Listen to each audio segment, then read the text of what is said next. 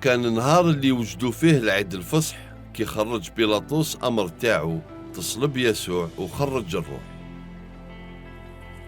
وكان في بلاصة اللي تسمر فيها جنينة، وفي جنينة تدفن يسوع في قبر جديد ما داروا فيه حتى واحد من قبل.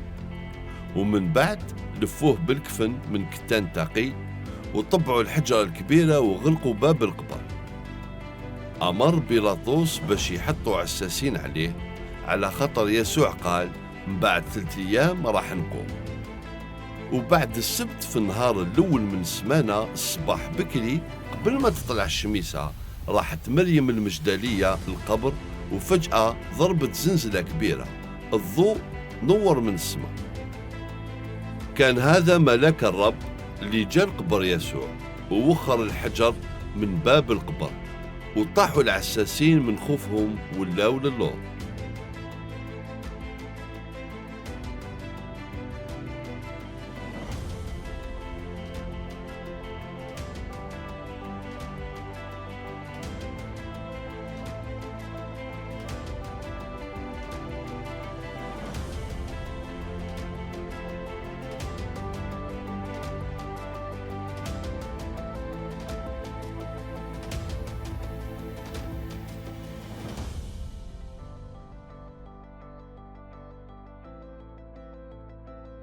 قال الملاك لمريم ما تخافيش، يسوع ما راهوش هنا.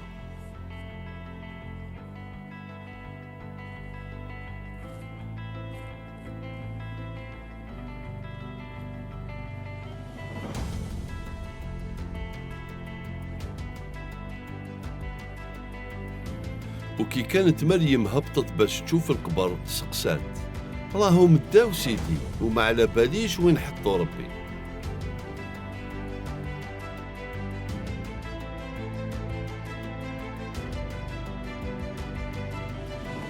قالت هذا وبكات، وجاها صوت يقول لها وعلاش راكي تبكي واش تحوسي؟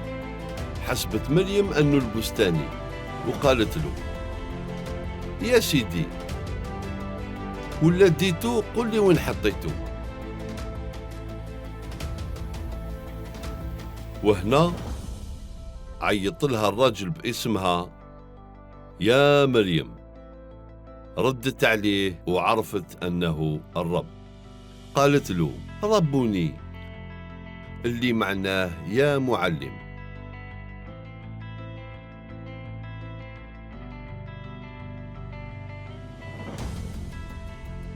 وفي الساعة حبت تعنقه ويقول لها يسوع ما تمسينيش، روحي لخوتي وخواتاتي وقولي لهم باللي شفتيني وراني حي.